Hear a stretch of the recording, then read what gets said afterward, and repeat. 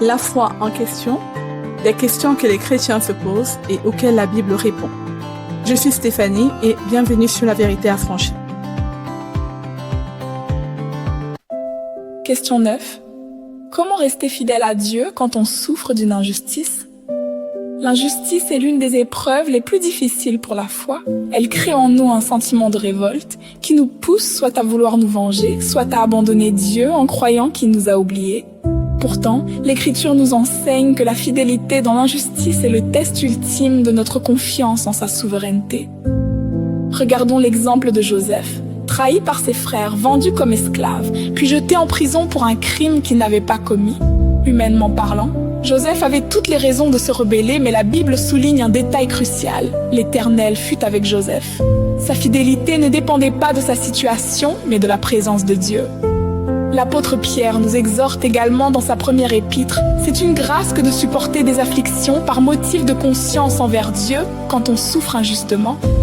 Rester fidèle, c'est accepter que Dieu est le seul juge suprême. C'est refuser de se rendre justice soi-même pour laisser la place à la justice divine. L'injustice ne doit pas devenir une excuse pour pécher. Si vous répondez à la méchanceté par l'amertume, vous laissez le péché gagner du terrain dans votre cœur.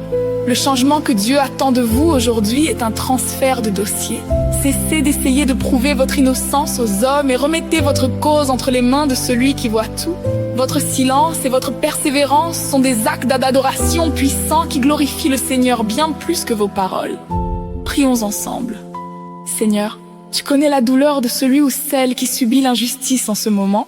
Je te demande de fortifier son âme, empêche l'amertume de prendre racine dans son cœur. Donne-lui la force de pardonner et la patience d'attendre ton intervention. Nous déclarons que tu es notre bouclier et notre justice, que ta paix garde nos pensées en Jésus-Christ.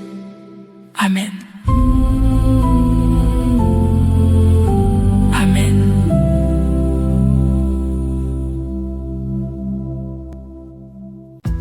Retrouve ces questions dans la collection Lis la Bible en un an, disponible sur Amazon aux éditions Cœur et Ciel.